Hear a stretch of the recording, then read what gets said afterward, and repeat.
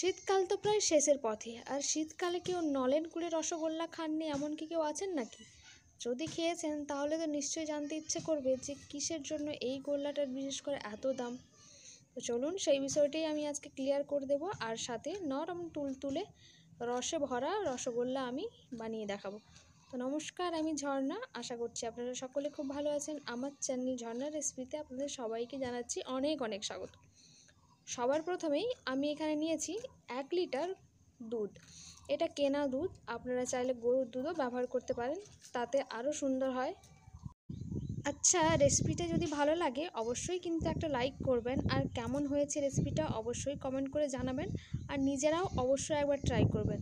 এই শীতকাল চলে গেলে কিন্তু নলেন গুড় আর পাবেন না, তাহলে অবশ্যই একবার ট্রাই করবেন রেসিপিটা। এই দেখুন, দুধটা থেকে খুব ভালো একবারে ফুটে উঠেছে খুব ভালো করে।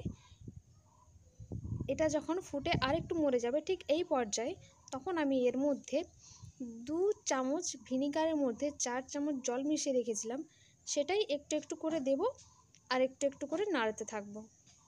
আমি এটা 3 দফাতে দিয়েছিলাম ভিনিগারের জলটা। খুব সুন্দরভাবেই কেটে গিয়েছিল ছানাটা, কিন্তু একটু শক্ত হয়নি। আর যদি এটা লেবুর রসও ব্যবহার করতে পারেন, কিন্তু লেবুর রসটা একেবারে কম দেবেন, না হলে কিন্তু একটা টক ভাব এসে যায় ছানার মধ্যে। এই দেখুন ছানাটা কত সুন্দরভাবে কেটে গেছে, দেখে নিশ্চয়ই বুঝতে পারছেন। এই দেখুন একটুও কিন্তু এটা লেগে যায়নি বা দুধটা একটুও ফেটে যায়নি, খুব সুন্দরভাবে ছানাটা কাটানো হয়ে গেছে। আর ছানাটা ঠিকঠাকভাবে কাটানো হয়েছে কিনা কিভাবে বুঝবেন, আর দুধটাও খাঁটি ছিল কিনা? এই দেখুন, যখন ছানা কেটে জলটা এরকম হালকা সবুজ রঙ এনে দেবে, তখনই বুঝতে হবে দুধটাও একদম খাঁটি ছিল, আর ছানাটাও একদম পারফেক্ট তৈরি হয়েছে। তো এবারে ছানাটাকে ছেঁকে 1 ঘন্টা মতো ওটাকে ঝুলিয়ে রাখবেন। এইটা কিন্তু অবশ্যই মাথায় রাখতে হবে যে ছানাটাকে অবশ্যই 1 ঘন্টা বা 45 মিনিট ঝুলিয়ে রাখতেই হবে, না হলে কিন্তু মিষ্টি একেবারে নরম হবে না, আর এটা ফেটে যাওয়ারও অনেক চান্স থাকবে। তো এইভাবে হাতের সাহায্যে এটাকে খুব ভালো করে চটকে নেব, যতক্ষণ না ছানাটা একবারে তেলতেলে ভাব হয়ে যায় ততক্ষণ পর্যন্ত এটাকে মাখতে হবে। আর দেখুন, এই যে হাতের এই তালুটা, এটার সাহায্যেই কিন্তু ছানাটাকে খুব ভালো করে মিশিয়ে নিতে হবে। এইভাবে আমার ছানাটা মাখতেও কিন্তু বেশ সময় লেগেছিল, প্রায় 15 থেকে 20 মিনিট মতো তো লেগেই গিয়েছিল একটানা। তারপরে যখন একবারে তেলতেলে ভাব হয়ে যাবে, আপনারা দেখেই বুঝতে পারবেন হাতটা অনেকটাই অয়েলি ভাব হয়ে যাবে, তখন এবারে ছোট ছোট লেচি কেটে এভাবে বলের মতো করে বানিয়ে নিতে হবে। দেখুন খুব ভালো করে কিন্তু ছানাটাকে মাখলে এটা খুব বেশি একটা ক্র্যাক আসবে না, মানে মিষ্টির গাতে কোনো ফাটার দাগ হবে না। সাধারণত মিষ্টির দোকানে যে মিষ্টিগুলোতে সামান্য দাগ থাকে সেটা তো থাকবেই, তো সেরমই হবে, একটাও ফেটে যাবে না। এবারে এখানে আমার 11টা রসগোল্লা হয়েছে, সাথে হাফ কাপ চিনি আর হাফ কাপ আমি গুড় নিয়েছি। ওই যে পাটালি গুড়গুলো হয় না, ওগুলোই গ্রেট করে নিয়েছি। এবারে যেই বাটিতে মাপ করে চিনি আর গুড়টা নেবেন, ওই বাটিরই 4 বাটি জল আমি দিয়ে দিয়েছি। এবারে চিনি নিয়েছি হাফ হাফ বাটি, আর গুড় নিয়েছি হাফ বাটি, মানে চিনি আর গুড়টা মেশালে যেন 1 বাটি হয়। আশা করছি পরিমাণটা বুঝতে পেরেছেন। এবারে চিনি গুড় আর জলের শিরাটাকে খুব ভালো করে 2 মিনিট হাই ফ্লেমে জাল করে নেব। যখন ঠিক এইভাবে খুব ভালো করে জলটা ফুটে উঠবে, তখন এর মধ্যে রসগোল্লাগুলো এক এক করে ছেড়ে দেব। এখানে একটা টিপস বোঝার আছে, যদি আপনাদের ছানাটা খুব ভালো করে মাখা না হয়, তাহলে কিন্তু রসগোল্লাগুলি একেবারে ভেসে উঠবে না।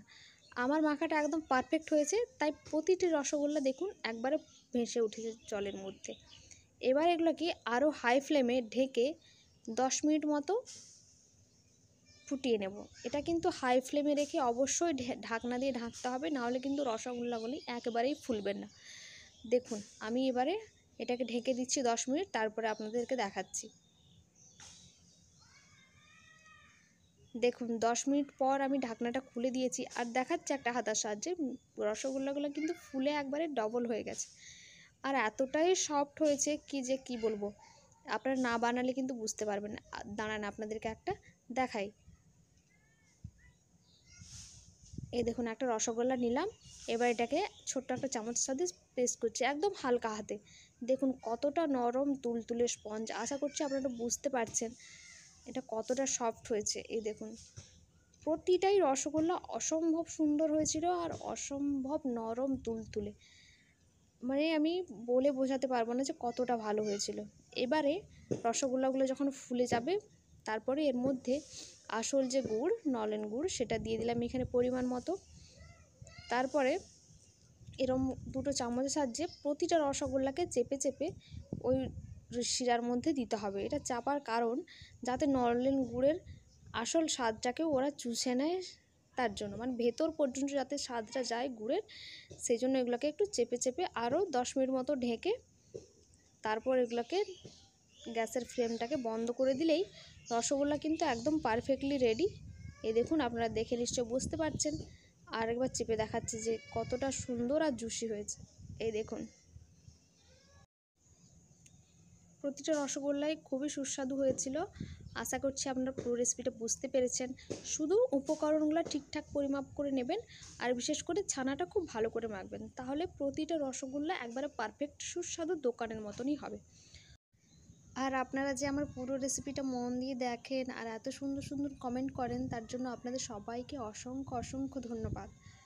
তো রেসিপিটি যদি ভালো লাগে এবারও ভিডিওতে লাইক করে দেবেন, আর কেমন লাগলো রেসিপিটি অবশ্যই কমেন্ট করে জানাবেন। দেখা হবে পরের আরেকটি রেসিপিতে। ততক্ষণ পর্যন্ত সবাই ভালো থাকবেন, সুস্থ থাকবেন, সকলের খেয়াল রাখবেন।